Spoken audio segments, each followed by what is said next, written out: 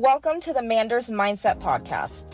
Here you'll find both monologue and interviews of entrepreneurs, coaches, healers, and a variety of other people, where your host Amanda Russo will discuss her own mindset and perspective and her guest mindset and perspective on the world around us. Manders and her guests will help explain to you how shifting your mindset will shift your life.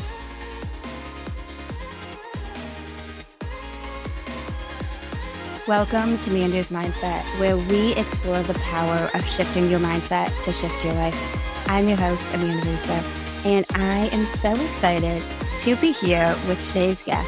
I am joined with Adam Torres, and he is the host of the Mission Matters series, ranked in the top 2.5% of podcasts worldwide.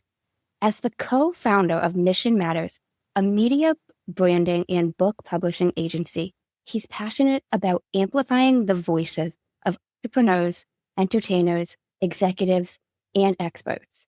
He is also an international speaker and the author of multiple best-selling books on business and investing. His insights have been featured in major outlets, including Forbes, Yahoo Finance, Fox Business, and CBS. And I am so excited to speak with Adam today. Thank you so much for joining me. Well, dang, Amanda, that intro is pretty fancy. Thank you. I'm excited to be on the show, finally. I'm excited to have you. So that's an amazing bio. But what would you say Adam is at the core? ChatGPT wrote it. No, I'm just like, what's at the core?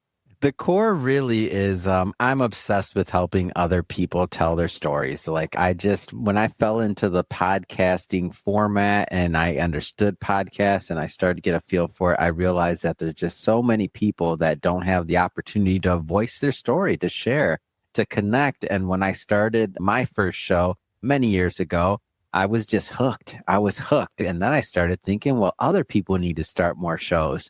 And so here I am. Years later, I've done over 6,000 interviews. This year, I'll do over 1,500 interviews. And my company, we've helped others launch over 250 shows now. It's kind of insane, but I love it. Every single day, I'm doing interviews. If you think about it, I did an interview today. I was in iHeartRadio Studios in Burbank. I was on one of their shows. I interviewed a couple of people. That now, most importantly, I'm Amanda's Mindset. Come on. That's so cool. Now, I'd love if we could backtrack. Can you take me down memory lane a little bit? Tell me about childhood, bringing, however deep you want to go. Yeah, all good. So I was born in Detroit, Henry Ford Hospital. So Detroit, southwest side of Detroit specifically, and had a lot of fun growing up. I grew up in the time period of the Detroit Pistons winning a bunch of championships and Little Caesars Pizza and just all those things. I just had some really good childhood memories there. And that was really where it all started. That's where I think I got a little bit of my work ethic. Like, Detroiters are workers. We work. I don't know what it is. That factory upbringing, whether it's, people, a lot of individuals that worked in the factories and just, in the trades and other things like that I grew up around, and we're hard workers. And any siblings? No, only child. There you go. My mom's only. So how was that growing up as an only child?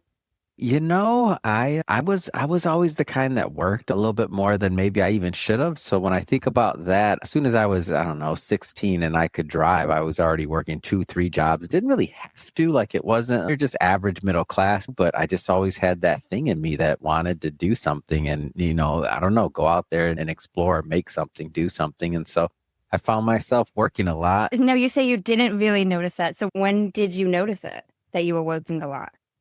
No, I mean, the only child thing, when people are like, oh, well, were you spoiled or were you not or this or that? I was out doing my own thing. I don't know. My mom said from a pretty young age, she's like, you just started doing your own thing. And we go back far enough and she's like, why? You just started dressing yourself one day. You didn't like how I did it. I was like, how old was I? She's like 5. I don't know. So I don't know. She said I was just a weird kid. And I guess, when you're raised around grown-ups, things like that, you don't know what you don't know. So they kind of just talked to me like I was one of them. So I didn't know. That was it. I gotcha. And how was school for you? I was pretty fortunate. I didn't really, it's kind of like one of those things like you don't know what you don't know. So since looking back, I was very fortunate. I didn't really realize it at the time. Now I do, but I had a lot of people that took care of me during school. I mean, the teachers, the faculty, obviously my parents, but my school experience was pretty good. And what an interesting thing was I just didn't really know what I wasn't supposed to do or was supposed to do. So I kind of was able to sometimes make up the rules yourself and it was okay. And like just little things like I remember early memory. I remember, wow, I haven't thought about this one in a while. Is I remember when I was talking to I really young, I was probably like sixth grade and I'm like, I need a hall pass. And they're like, well, what do you need it for? And I'm like, well, because I need one to, to handle student council business. It made me my own hall pass. It was ridiculous. I'd just be walking around the halls. I was done with my work. I wasn't exactly dumb. So I get done with work pretty early and just started walking around because, I was an official student council business. Were you in student council? Absolutely. I did all that kind of stuff. I don't know how or why. The people just asked me to do things. To this day, people ask me to do. Hold on. If you're listening to this and you want me to do something, stop asking. I stopped saying yes to anything. But throughout, before this interview, Amanda's mindset, people used to ask me to do things and I said yes. So, I always get roped into something. And then in my adult life, that would turn into being roped into like a chamber of commerce or who knows, whatever they put me in.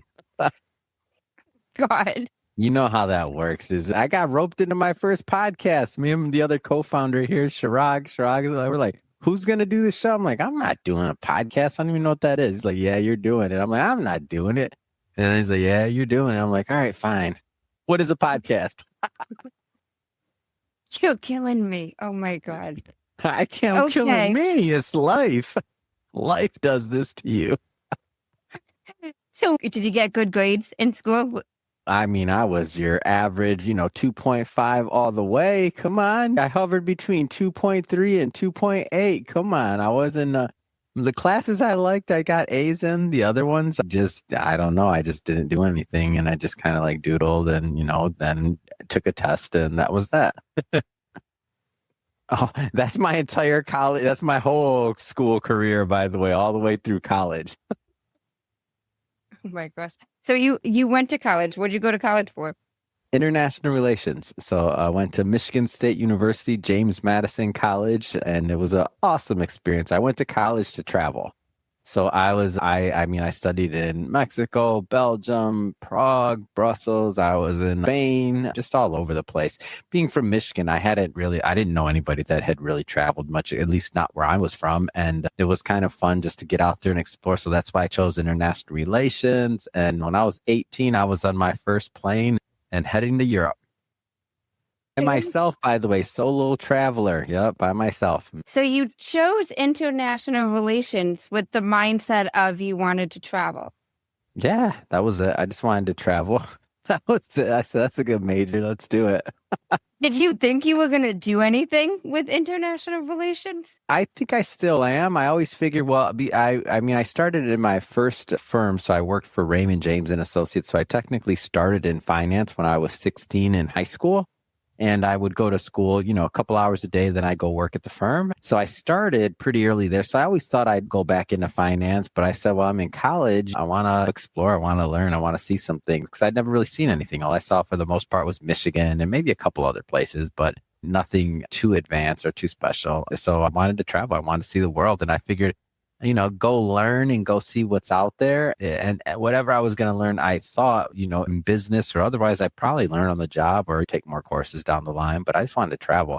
But in hindsight, it was really the best thing ever because James Madison College, amazing college. It's this honors college. It's a residential college at Michigan State. The professors there were absolutely amazing. They took a liking and they really helped upskill me and my skills because I was behind. I don't think I had any business being in a honors college, but they let me in. So there you go.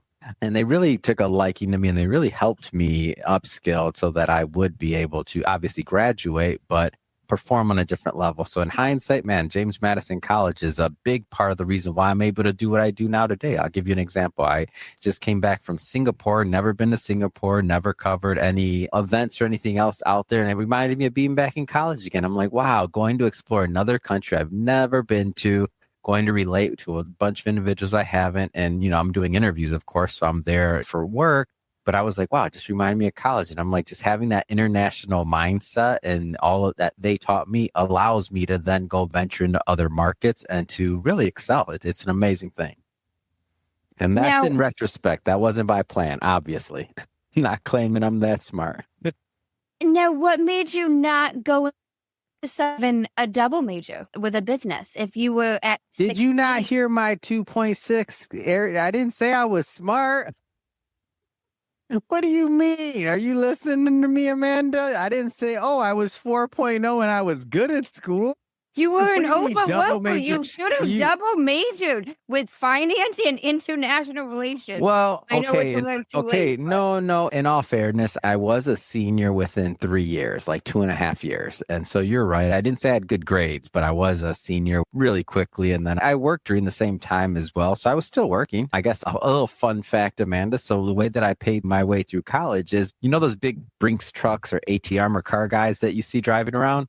So when I was in college, I would work Friday to Sunday. Maybe I put in like 40 hours, like a legit 40 hours. And I'd be on the truck working. It was kind of funny because if you came by my apartment and you didn't know me, and let's just say you walk in, now this is Michigan, you'd see like, bulletproof vest on the table. You see some guns, but that was all for work, all legal, of course. But it was just not your average college apartment, we'll say, but it was for work. So I didn't really have time for another major, but because I was working too and paying for college. So, only so much you can do there.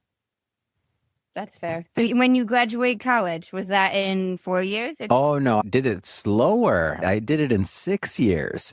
So I'm about to graduate, like I'm pretty close. And I'm like, do I really want to graduate and not even be 21 yet? I'm like, college is supposed to be the best time of your life and this and that. I'm like, no, I'm not doing that. So I didn't take classes for almost 2 years before I finally finished after it. And I started a record label with some friends and we were traveling and touring. It was insane, actually. It was a very interesting early 20s to be doing something like that in that time period. And we had music on the radio. By the way, I'm not musically inclined. I was executive producer.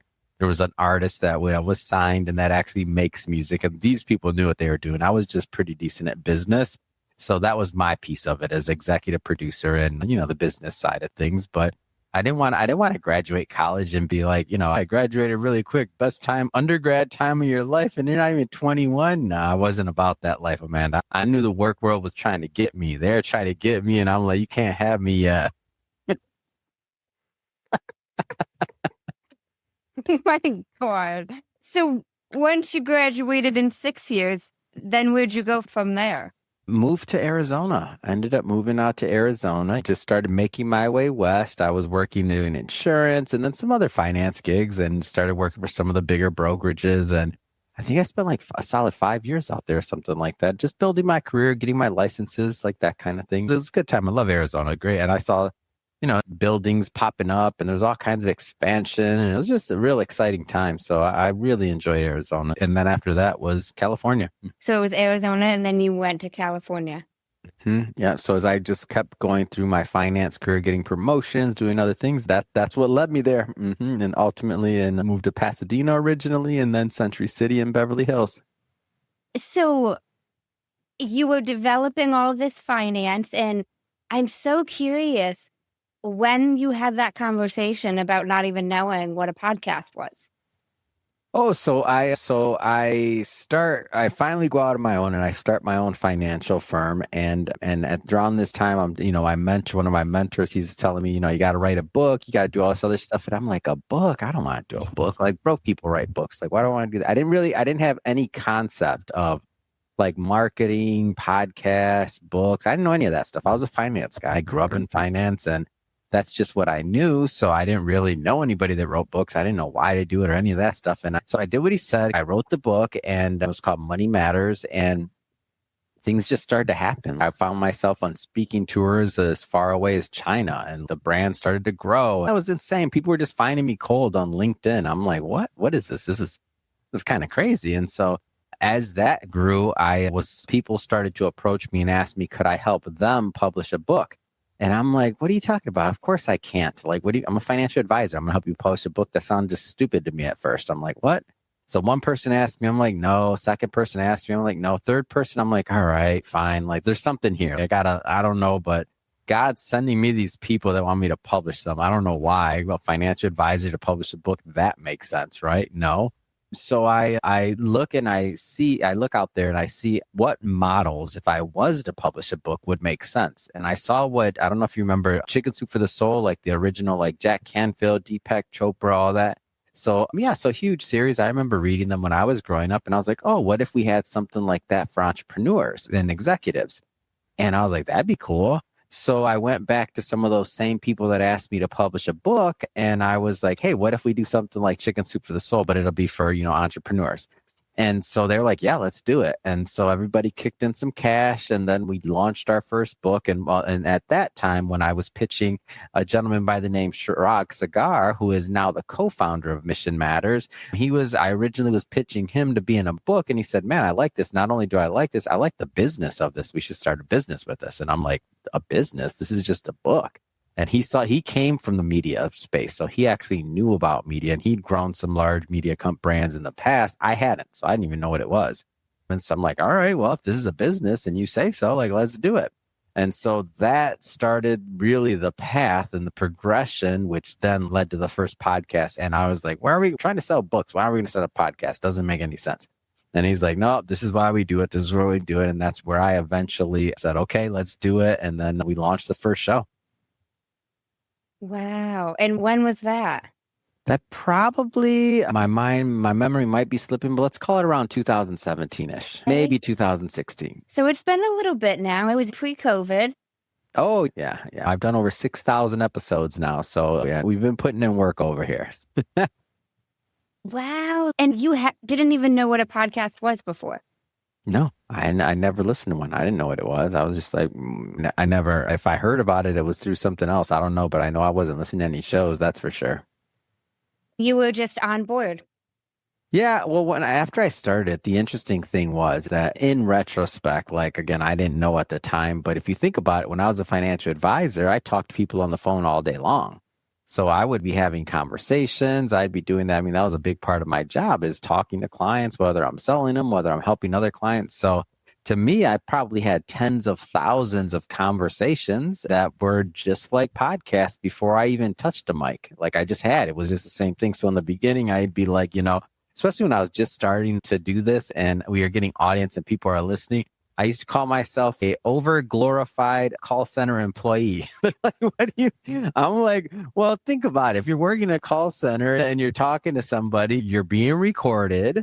The only difference is the person that's listening to it is probably like your manager for quality control.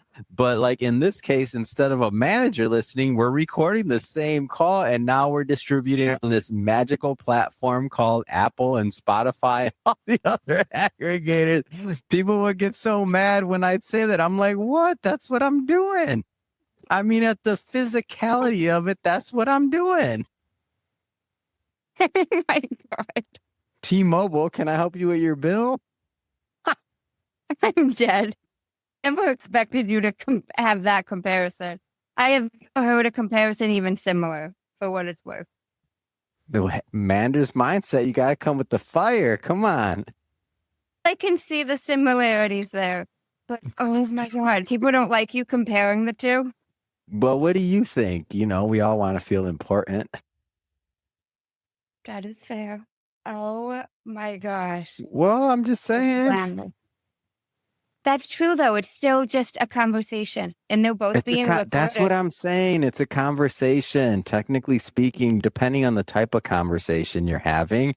I mean, I've had some amazing conversations with my clients over the phone, and that's where I kind of understood, and that's where I got my original kind of, I guess you'd say, inspiration. Is I was like, I don't come from a bunch of money or privilege or anything like that. So I think about it, and I'm like, wow.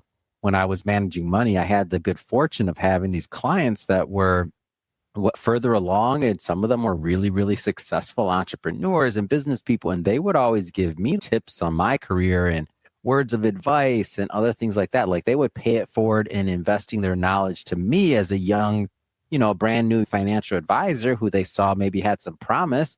And so I was like, wow, but how many people get that privilege in life or have that luck? And I'm like, wow, I want all the other people out there that maybe can never have a client like this or could never even have a conversation with a person like this.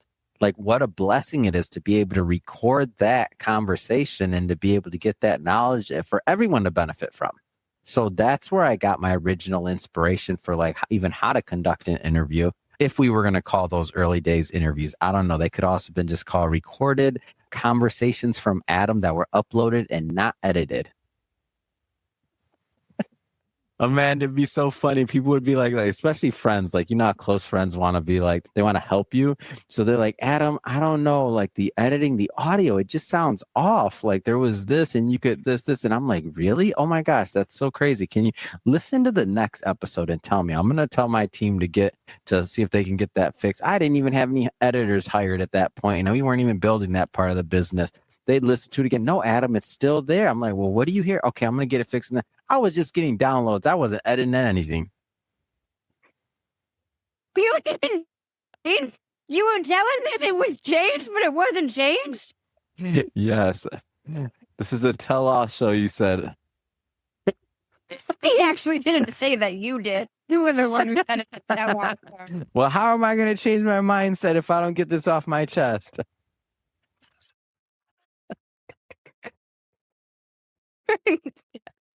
Oh my gosh. So I'm curious. So we got downloads. Yeah. That was good. It was a necessary evil, okay, Amanda? Okay, noted. You had never listened to a podcast before. Now you start recording them. What would you say surprised you the most? Oh, yeah. The feedback, like I was just shocked. Like people were so nice. It was amazing. I mean, think about it. Like in all reality, my show was terrible. Like think about it. I don't know what I'm doing. I'm just talking, but I was very authentic in saying like, hey, I don't actually know what I'm doing. We're recording another episode though. And my guest is, what's your name again? So I was very transparent in the fact that I didn't know what I was doing. And I was just like, okay, let me be a little bit more specific. YouTube is mean. People on YouTube and their comments and things like that, YouTube's vicious. Like they'll come at you on YouTube. There's some trolls. They're mean. You look at YouTube, Instagram. Oh my gosh. People on Instagram are mean. God forbid you post something that's not the right angle. They're mean. Podcasts and podcasters, the podcasting community and people that listen to podcasts, I feel like they were just like, oh, bless this little podcaster's heart. He'll get better. Let's keep listening. Let's pray for him. I don't know, but they're just nice.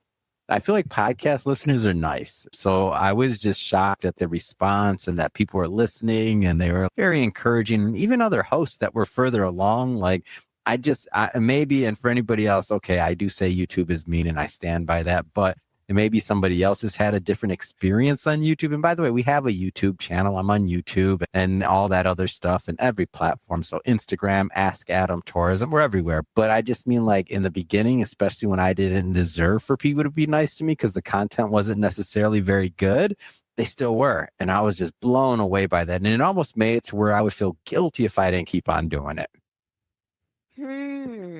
Really? Oh yeah, for sure. Because they were depending on it at that point. Like people wanted more episodes, and so even though they weren't necessarily good, like what are you gonna do? That's a true point. I've even heard that at different conferences, like podcasting conferences I've gone about. Directing it, once you build that base, even if you've got a crappy podcast, like if it releases each day at whatever time, like you've got people expecting that. Yeah, early on, I mean, now we release so many episodes, but early on, I remember I didn't release for a little while and I started getting emails and people were worried about me. And I'm like, wow, okay, sorry. Okay, I'll get to work. My bad. Oh my gosh. What I mean, that's adorable. I think that's so cute. From people you didn't necessarily know. Yeah, especially because guests, I was interviewing. So my record is 91 interviews in a week. I was averaging when I first started and we were first building an audience anywhere between 60 and maybe 70, 75 a week. And yeah, those are busy. Manage that? I can tell you that the schedule was booked literally for 12 hours a day, pretty much every single day. And then I started doing them on Saturdays, but then I wasn't having as much fun. I feel like the content wasn't as good. So then I just scaled back and I only did it from Monday through Friday. And the way our company's set up, there's another business partner, another co-founder named Shirag. And so he would handle a big part of the partnerships, the other things. And we have other employees that are in charge of their profit centers. So we do a lot of business in PR. So we do PR for clients. We launch shows, so podcasts. So we do that piece too. We've launched over 250 shows. We publish books. We published over 400 authors. One of our most notable, Barry Sanders, the running back. I'm from Michigan, so I got to plug that. We published his autobiography.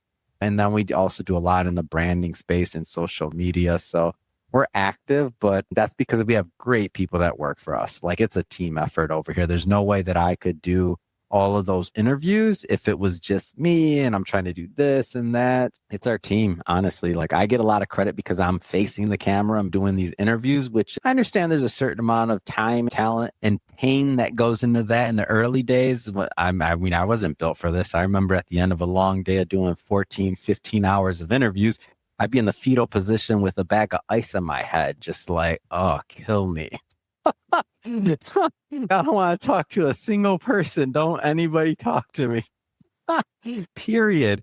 But, I feel like just like going to the gym, I built endurance to where now it's a little bit different. And, 9 years later of this business and thousands of interviews, now it's what I do. It's my sport. Wow. It's your sport. And I'm so curious because I'm trying to do some math in my head.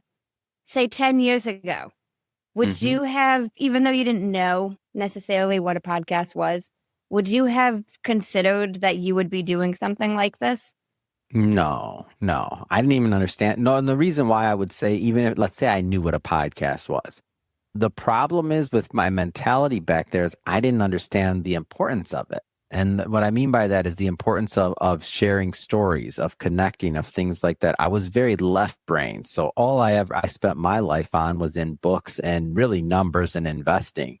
So I spent, let's say, 90% of my time on my left brain and just thinking about the money side of things. It's the really literal sense of what money does, and a lot of responsibility when you're managing money for clients and you're responsible for their lives. I mean, really, because they're trusting you to help them make decisions that are going to impact, their kids going to school, their wives, their retirement, all those things. So I didn't understand the other piece of it. And I didn't understand like why people should share stories, why they should connect, why they should get involved in that piece of it. Like, I just didn't really understand the humanity of it. So I don't think I would have had the vision to think that I could do this. If I would have known that this was a thing, and I would have had this insight back then, absolutely. I think it would have been amazing and I would have started earlier.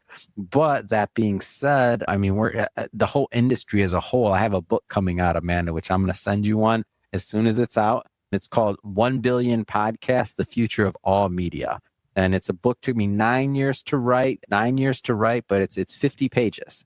And it's 3 inches by 5 inches, and it's all independent thought. It's all, the thesis of the book is there's going to be 1 billion podcasts, and I map out why. And so that not everybody's going to agree with this, by the way, but I map out why. But one of the main reasons why I think it's important that we should consider this and why we should be launching shows and more people should be doing what you're doing, Amanda, bringing people on shows, is because this is the first time in history that we've all had the opportunity to take part in writing our own history. If you think about going back in time, who was in charge before? Whoever owned the printing press, whoever owned the ink, whoever had the knowledge or the ability to read or to write. It was whoever could memorize long prose and regurgitate it and pass it down from generation to generation. Histories of families, histories of people, histories of, did an event happen? Did it not happen? Did a genocide happen? Did it not happen? I mean, all of these things. And now is the first time in history when everybody can take part in telling a story. Andy Warhol once said that we'll all have our 15 minutes of fame in the future. I like to say that we'll all have our moments of understanding that we're all media outlets now. The moment you set up one social media account, you are a media outlet, period. That's really true. And you think it's a good thing that people are able to share joy more easily? Absolutely. Because the more people that do, And what I like about your question too is that let's explore the opposite. If you're sitting on the sideline and complaining and talking about what change and all these other things, or looking at other people's content that you don't agree with just so you can criticize them, but you're not actively creating, then you're to blame too. There's got to be another side. There's got to be other opinions. For the first time ever, there's no excuse. It's so easy to start a podcast. My first podcast I started in, like, to say it was 10 minutes, I'm being liberal. It might have been 5 minutes it took me to start it. And I did it all wrong, by the way. So I'm saying maybe take at least an hour and figure out how to do it. Or I'm going to give, again, you a book, and all the listeners, whoever wants you, can shoot me a DM at Ask Adam Torres, and I will send you a free copy, nothing attached, no string attached. But send me a DM and I'll send you one if you want to learn how to launch one. But there's no excuse. There's no excuses. So you can either be part of whatever you feel is a solution or not. I'm not even judging the solution. I'm just saying that the more people that are involved, the better the conversation, the better for people to weigh in on different types of opinions and to get out of their echo chambers that were created by social media and all the rest that we got on. So get out of your echo chamber, go out there, network, and create. I'm curious, just devil's advocate, what you say. Anybody thought that it's people sharing their ego if they're sharing their story? Oh, I love that, because, that's where I came from. I thought that when I was going to write mine. I'll give you a very specific example. When I was writing my first book, they were like designing the cover, and I'm like, and I didn't want my picture on it. And they're like, well, you got to have your picture on it, Adam. Nobody knows you. You're a business owner. We know you, but you got to understand marketing. People need to recognize your face. That's a piece of this game. If you want people to move your book, to sell it, to, those type of things. And I'm like, that was my biggest fear. I'm like, I don't want people to think that I'm just on this like ego trip. Look at me. My face is on a book and blah, blah, blah. So I came from that same school of thought. So if somebody's listening to this and they think it's all about ego, you're in good company. I thought like that as well. I will tell you that it may start from ego for some people, but I don't think anybody, unless they're just like clinically narcissist, I don't think anybody, if they're putting out work authentically, I don't think you can last in the ego zone too long. Because if you're doing good work and if you're authentic, the feedback you're going to get from people and the good that you're going to do based on the stories that you're sharing, it just melts the ego away to me. Because you see, you're actually helping people. You're actually doing really good work and people are connecting. And that to me kind of melts through the ego. For some, it might start an ego. For some, they might be fearful that they don't want, like myself, that they don't want other people to think that, oh, this is just this guy that's on an ego trip and now he's got a show, now he's got a book. He wants people to look at him like, what's missing? I was scared of all that stuff, but I did it anyway. And after the fact, when I started getting the response and people genuinely like were interested in what I was doing, it was like, wow. And I'll tell you the earliest show. So even before this, my earliest show, I was an early streamer, like back on like, people probably don't remember these platforms, but way back when on Periscope, my very, very first show was called The Gratitude Show. And all I would do was, I didn't know anything about a show or anything. I was just streaming. I had one question I asked Amanda, what are you grateful for? And when somebody else would come on, I just ask them that. And it was a stream, so people would just come on. And then that evolved. And then I started giving people I would do it the same time every day. So if I didn't do it, people would be on Twitter like, hey, Adam, are you okay? Like, is everything okay? Whatever. Like, people actually genuinely care. And I'm like, whoa.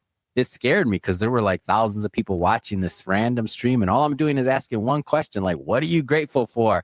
And there's people all around the world that are asking, and they're sharing these heartfelt, like real things about what they're grateful for. I remember having one woman on who she just got her certificate, and she was one of the first women programmers to get a very specific certification in Saudi. And that was big because they were just starting to kind of loosen up some rules. And she was part of this program and she's sharing it. And I'm like, oh my gosh.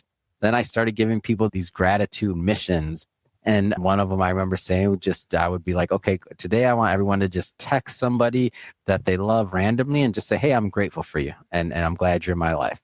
And the next day, the response I got from that, like I had people in the comments, because again, this was streaming. It wasn't like two face-to-face like this. So people were in the comments. And I mean, I remember one guy's talking about like my wife started crying and she called me after and she told me like, something like 12 years of marriage.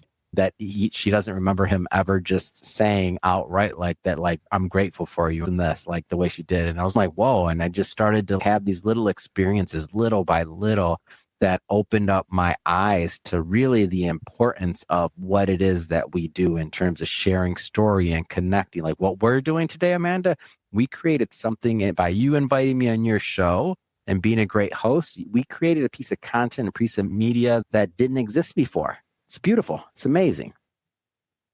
I agree with everything you said. And you mentioned about helping people. You know, I had a guest tell me, and I don't even remember this all the time now. And podcasts are like one of the big benefits of this. You never know who or how many people you might be helping, even if you never hear it from them. You might not, but you could, something you say could help shift how somebody else shows up in their life.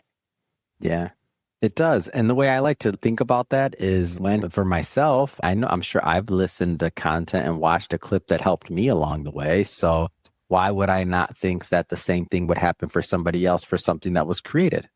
It's the same exact thing. It's kind of like, I like to tell people, and my comparison is when, you know how like you're shopping for reviews or you're shopping online and you're looking to see if there's any reviews under whatever. It's like, okay, so you shop online and you look for reviews. But if you have a product yourself, and I see this happen all the time with branding clients or things like that, and you're like, okay, you use reviews to make shopping decisions, but for your product that you created, if it doesn't have any reviews on there, why wouldn't you think that other people are going to do the exact same thing? You need reviews. Like, you need reviews. That's the validation. So we all as humans, I mean, some have higher aptitude, some have lower, whatever that means, right? But we all make decisions somewhat similarly on some spectrum. Nobody's going to typically, if they're saying, going to make a decision that's like, oh, I want to hurt myself, unless they're experiencing something different, right? But in general, we're all going to kind of operate in the same wavelength in our decision-making ability. So when we're putting out episodes, when we're creating content like that, we're benefiting from it. Chances are that somebody else is going to benefit from it as well. That's completely true. I completely agree.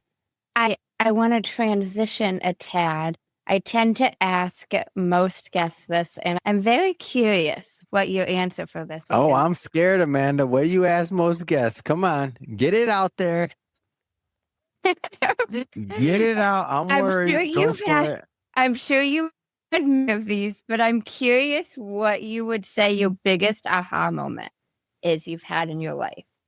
That was actually recently. So it was last October. I don't know if you remember that there was these hurricanes, Hurricane Milton. I was, unfortunately, during that, there was these tornadoes that came down there, pretty spontaneous. And out of those tornadoes, 6 people passed. One of them was my mother. And when that happened, that was an aha moment. And I'll tell you why it was an aha moment.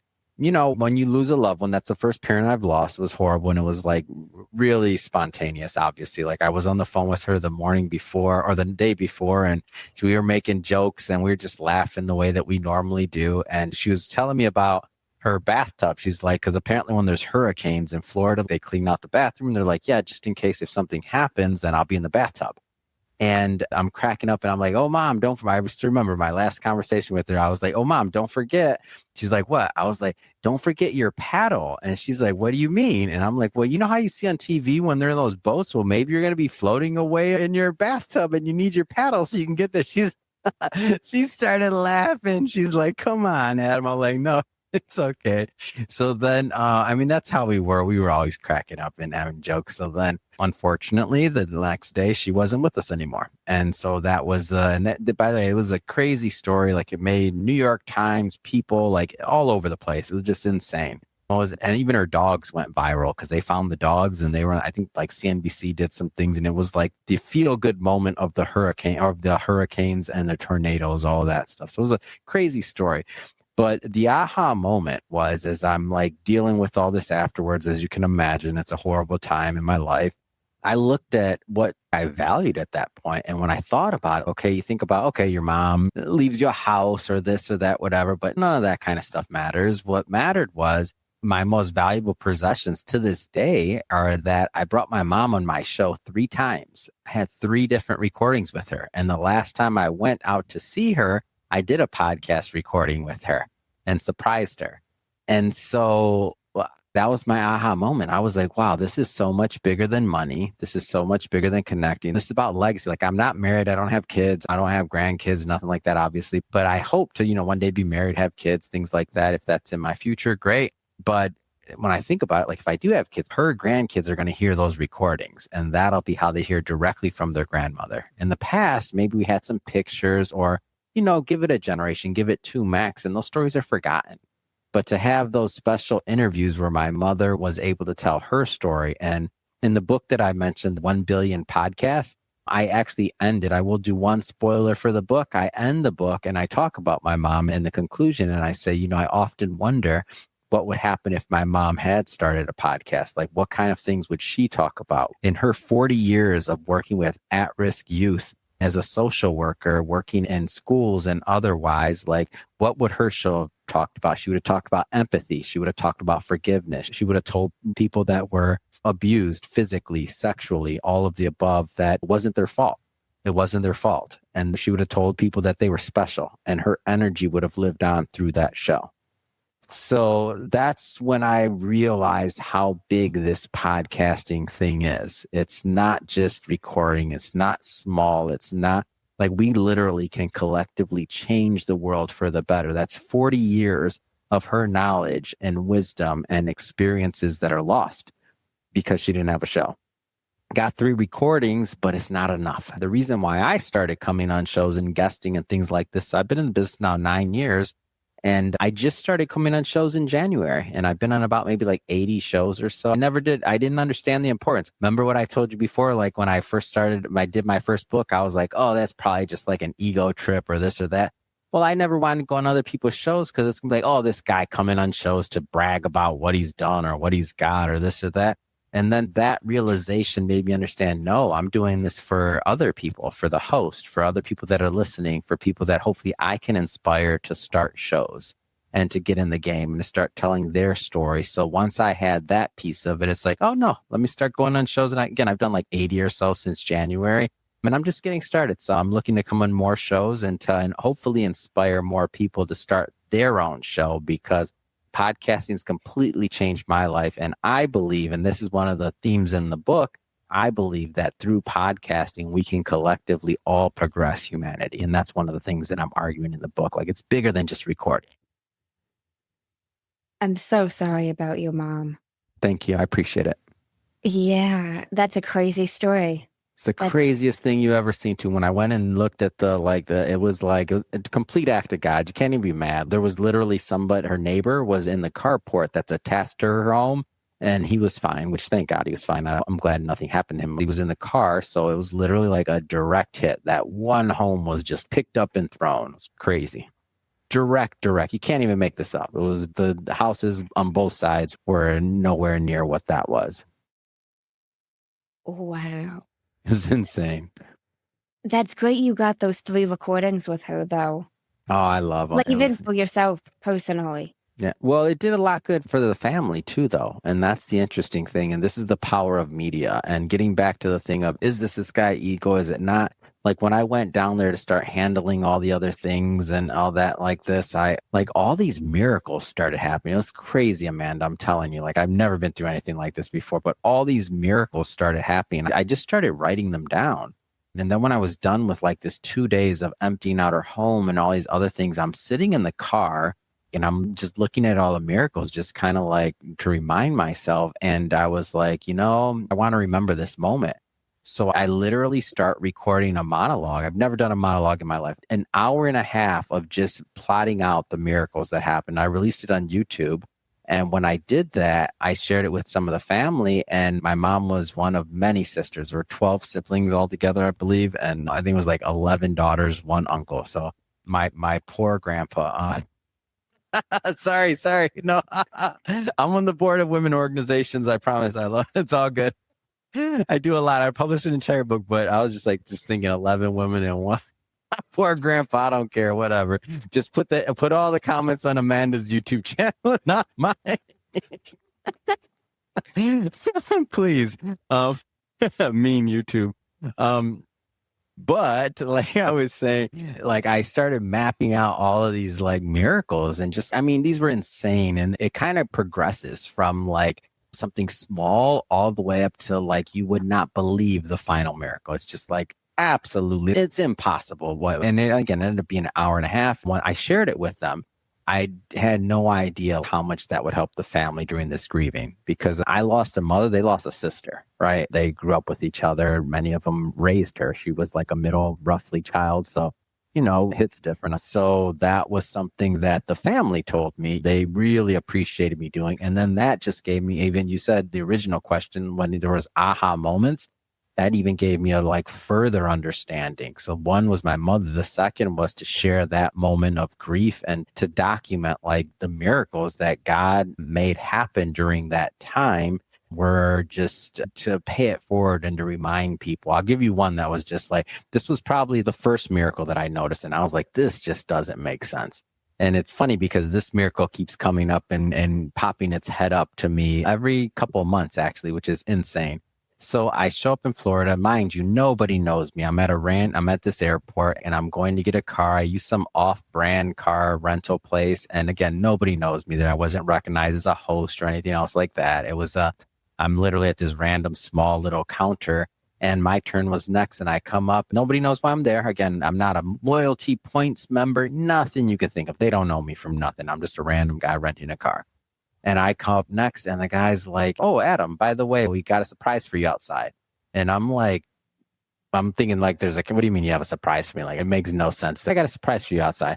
And he's like, so then we do all the paperwork, everything else right there. I go outside, brand new Mustang, drop top, beautiful. They charge me for like compact. That's impossible.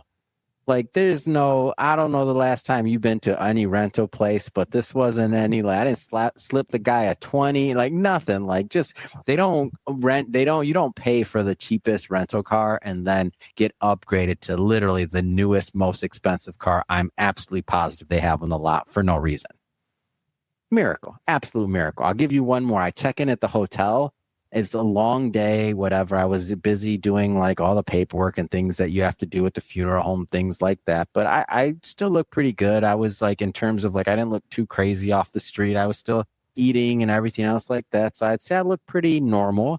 I walk in and I realize I hadn't really eaten much. I forgot to eat that day.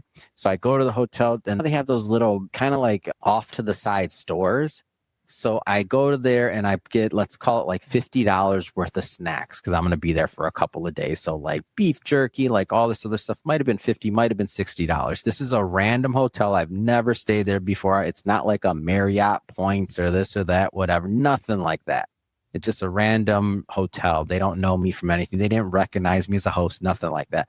I go to pay for it and he's like, oh, no charge. You're fine. Have a good night. I've been to hundreds of hotels. Hundreds.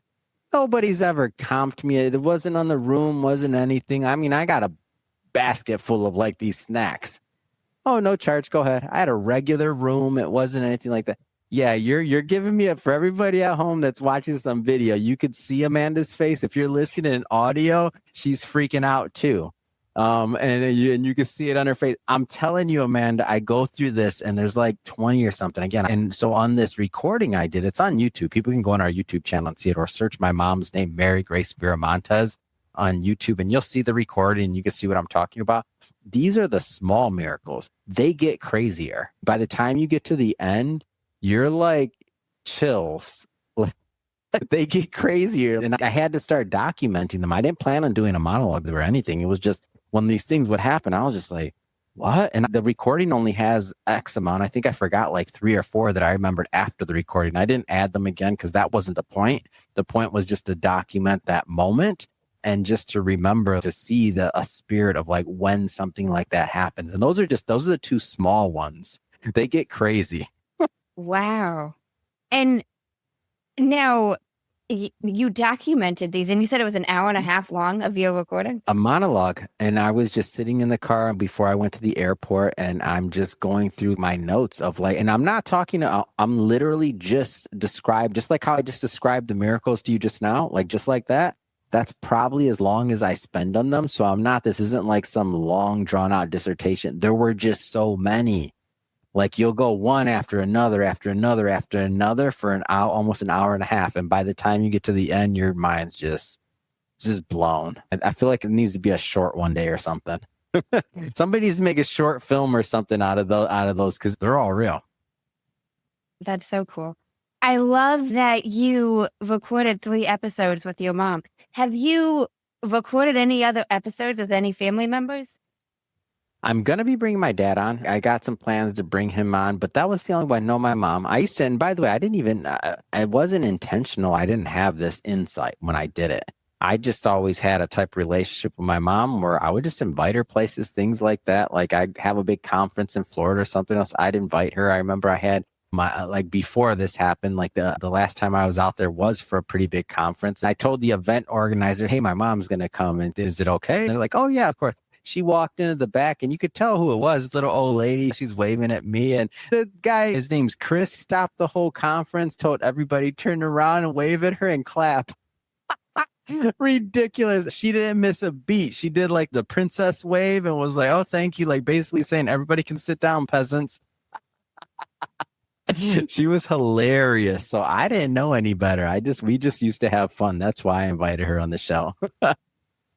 That worked out in your favor even more so. So it wasn't necessarily like you were having even people you were close on the show.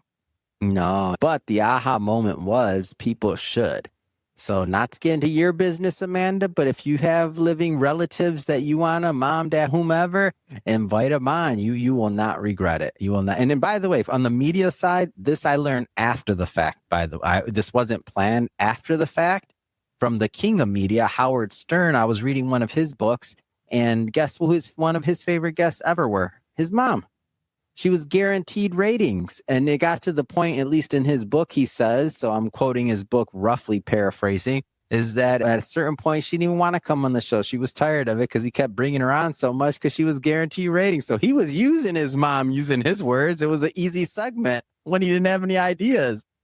That was in retrospect. I didn't know that. I mean, I was just doing it because I just enjoyed and had fun with my mom. But for those of you out there that are like thinking it's a bad idea, I don't care if you have a serious show or this show or that show, bring your mom on the show or somebody you love. It's fine. I agree completely. Yeah, and she has a playlist on her channel. It's funny. And you can hear them. Like people can hear. I love it. She's got her own Mary Grace Vera Montez playlist on our YouTube channel and stuff. It's fun. Oh, I love that. Then in the book, I put a QR code so that people, after they read the end of the chapter, they can scan that QR code and they can listen to her if they want to and listen to her interviews because she was really 40 years working with at-risk youth, the least of these, as you know, some people would call them. She'd lose students every year to violence and just the most horrible things you could think of. She worked with the really at-risk population of youth and you know, she pushed through and she still brought her compassion and she gave tips and how do you relate to people and what was her magic? Because I just always marveled. I'm like, wow, how can she be so positive and upbeat when she was surrounded by some things that made her feel very obviously you got to feel helpless at a certain point when you can't control and help. You can't change everybody's life. You have to live their life, right? But to understand that, you know, what could she do? And sometimes it'd be as little as in one of the segments she talks about, you know, I'd take them to get a, 99-cent McDonald's hamburger. And they loved it. Like nobody had ever taken time to do something like that for them or cared about them at times. So something that small could make a world of just being kind to somebody. A stick of gum, smiling, look at them in the eye, treating somebody with respect that maybe has never been treated with respect by an adult in their entire life. Those are some powerful lessons. And you just shared a couple of hers right now. That's why I wish she had a show. We only got 3 episodes. It's okay, though. She's throwing me love from up above, and she'll make sure I keep doing her work one way or another. I am sure. Wow, Adam, thank you so much. I really enjoyed this. Oh, I did too. So good, Amanda. And keep up the good work. And I want to hear when you have some family on. I will let you know. You're going to be like, oh, man, what is this guy? Now he's telling me to be. I learned that one from my mom too. Guilt. Put that guilt on them. They'll do what you want. What? Oh, you really care, Amanda? How much? Who are you gonna invite on? Gosh, I will let you know when I interview someone from my family. I hear you. Oh my gosh. Have you heard of a man named Jay Shetty? I think so. I'm pretty sure. So he's got a podcast called On Purpose. He's written a few Oh, books. yeah. I know who you're talking about. I'm a big fan, and He's awesome. Was he like a monk or something before? Or he has a really good story. Yes. I remember. Now it rings a bell for sure. He's big. He's huge. He's got a big show, a lot of different things in his platform. He does really good work. Yeah. I think he had one of my friends on it, someone like Darren Prince. We published Darren Prince in one of our books, and he was Magic Johnson's agent, and he was the agent for a lot of these big celebrities like Hulk Hogan, unfortunately, who just recently passed. I'm still sad about that, but Magic Johnson was Darren Prince's first client. And I remember Jay Shetty, I got introduced to that show, not him, I don't know him, but that show through when Darren Prince was on. It's awesome. And I like his work. He does good work. I was going to say, do you know you should introduce me? I'm a big fan. Big fan. That's end awesome. my podcast with the same 2 segments that he ends his with. And I give him credit. Most credit. That's awesome. What are those segments? Tell me. First segment is the many sides to us, and there's 5 questions, and they need to be answered in 1 word each. Okay, go.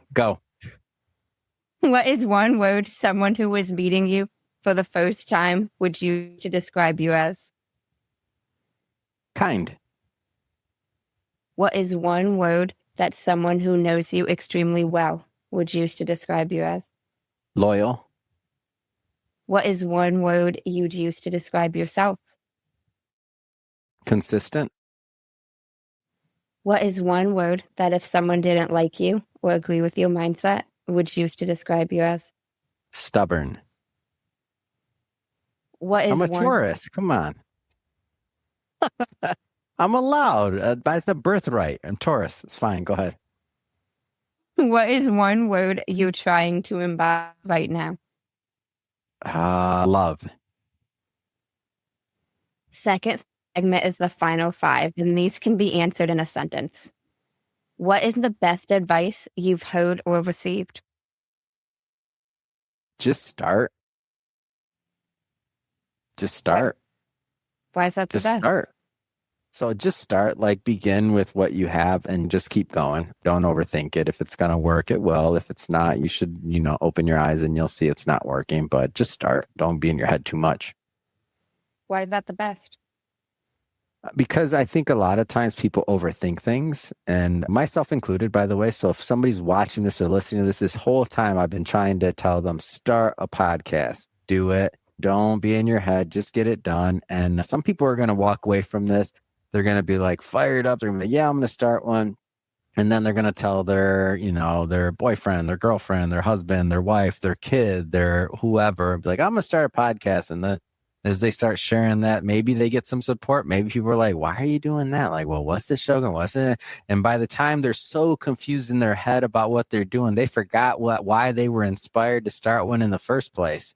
So if you're feeling inspired by listening to this, and if you now understand or even feel the calling to start a podcast, then go start it. Just literally after you're done listening, or not done yet, there's a couple more questions. Just find an app, start it, whatever. Read my book. I'll give it to you for free. Just shoot me a DM on Instagram, ask Adam Torres, and that'll tell you how to do it. When you're worried about equipment, anything else, whatever, I answer all those questions. So just start.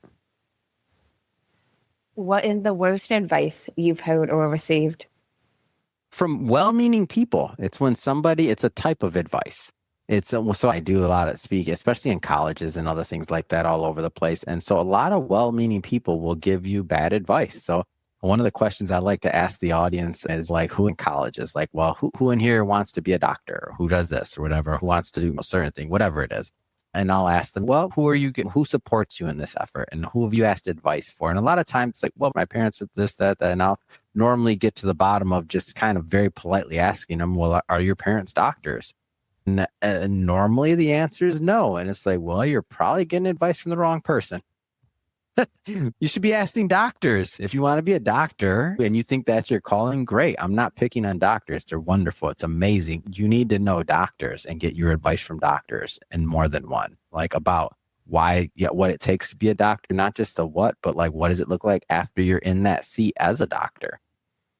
Like that's you. So it's more so when you get advice from well-meaning people that really aren't qualified to give you that advice. That's dangerous. What is something that you used to value that you no longer value? I think when I was younger, I cared more about material items than I do now. I don't really care as much as I did at one point, like wearing jewelry or things like that. I used to enjoy that. It just doesn't matter to me anymore. Oh, I'm okay with first fashion and style, by the way. That particular thing, it just doesn't interest me anymore. If you could describe what you would want your legacy to be as if someone was reading it, what would you want it to say? Did a lot of interviews, man. He did a hell of a lot of interviews. That boy was crazy. That's it. That's fine. I'm fine. Oh my gosh. If you could create one law in the whole world that everyone had to follow, what would it be? The golden rule. Treat others the way you want to be treated. Why would that be the law? That would be the law, because I think we'd be nicer to each other. People would be kinder. I don't think, the majority of people are not wired for pain, to want to feel pain. Sure, there's some outliers. That's a given. Like that's an outlier. But on the extreme point of the question of if that's what everybody has to do, the majority would be treating each other nicer. I agree. Well, thank you so much, Adam. I really appreciate it. Thank you for having me on. Mander's Mindset. Come on. Of course. Everybody hit that subscribe button if you haven't done that yet, by the way. Come on. Amanda's putting in work over here. You better be subscribing and supporting. Thanks, Adam. I appreciate the plug. I appreciate it. Now, I do like to just give it back to the guests. Any final words you want to share with the listeners? No pressure. But ask Adam Torres on Instagram. I wasn't joking about that book, 1 Billion Podcasts. I will get you a free copy. Shoot me a DM on Instagram. Ask Adam Torres, and it's yours. You got any final words, though? That's it. That's it. Your final word? That's my final one. No words of wisdom? That is my words of wisdom. That's the wisdom. I want them to go. It's not wisdom. That is wisdom. That entire book, 9 years to do that book. Maybe the book is wisdom, but them sending you a DM is not a piece of wisdom. Oh, I see what you did there. That's good. Yeah. Start your show. I want people to start their show, Amanda. I want them to start that show. They will not regret it. Podcasting has completely changed my life, my network, the people I know, the opportunities. It's ridiculous. I was a financial advisor. I don't come from money. I travel the world now doing this. It's crazy. I was just in Singapore. I was at F1. I was doing interviews. I'm in Asia. I got a series that's going to be coming out in Africa. Talking to people, and I was at iHeartRadio today. I was on one of their shows. It's insane what can happen with podcasting if you stick with it, and if you have a good heart, and if you're just yourself, your authentic self while you're behind the mic. So that really is my words of wisdom. I don't know another thing or medium that's this easy, that's this natural for you to do as a human, which is connect with another human and have a conversation. They record it, put it up, upload it, other people get to listen. The naturalest thing ever. And to think that you can actually make a living, and even if you're not in it for the money, you can actually, help others and have purpose behind that. I mean, it's insane. It's amazing. I agree. And that is some very wise wisdom. Is that wise enough for you? Oh, judger of wisdom over there. Sorry, my original wisdom wasn't good enough for you, Amanda. My bad. Sorry. Mander's Mindset, where we judge people's wisdom. I'm not judging wisdom. No, you judged it. You judged. You're like the 30th guest. You use that as a plug. And I was like, no, I'm going to stop this right here, right now. Oh, hold on. Do people normally do that? Yes. Then it's the way you're asking the question. How is it the way I'm asking? I'm not. I hope you don't take that as bad feedback. It's just the truth. It's the way you're asking the question. You got to change the way you're asking if you're getting the same response. That's technical for any of the hosts that are here that are listening. So for the general audience, you may not care about what I'm saying, but for any hosts that are listening, they will. If you, as a host, when you're asking a question, if you continue to get a response. It could be your alliteration. It could be the way you're asking it, the actual words. But when I heard that, I've done this a little while. I thought you were asking what the closing was. It could have even been, it's almost like you were asking the question going down with finality as in it was the ending. So now that you told me it was the 30th, I didn't misread it. It's the way you're asking the question. And I don't mean to coach you on your show, but that's the way as a host, like if you're getting the same response on a particular segment, is it the guest or is it the host? So then just listen to it. You'll see when you listen back to it, you'll be like, oh, and sometimes it's just changing your tone. It could be changing the, like, whatever you do, but it could be the placement. It could be where in the show you put it at, but play with it. That's all. Even though I say the word wisdom, It's not, I'm not, there's no ego in this for me. Like, I'm not judging. No, genuinely asking. Well, you know the numbers. The fact that you told me I'm like the 30th or whatever that did it, if there's three people. Maybe not exact. I'm exaggerating. But like, if there's four, if there's a pattern that you notice, then it's not them. They're not all going to make the same mistake at the exact same spot. That's reality. It's impossible. We can't all make the same mistake at the same spot. I'm not. And look, you're like, oh, now he wants to judge wisdom. Now he's judging my question. It's not him. It's me. What's this guy talking? No. I hope it doesn't come across like that, Amanda. I was trying to help. I promise if you listen to it. And if you're going to leave bad comments, make sure it's on her channel, not mine. Oh my gosh. I didn't take that badly. I was genuinely just kidding. No, I'm just being honest. Like, listen to it and take my feedback, and then think of it from a third party, because it's not necessarily the word. It could even just be the feeling, the way you're doing it. Like, I thought it was the end. So that's where, if more than one person has made that mistake, then it's just switch it up a little, play with it. Oh well. And bring a family member on and tell me when. I didn't forget. Throw that guilt back up. See what I did there? Take that. I will not forget that either. Okay, good. Well, thank you so much, Adam. I really appreciate it.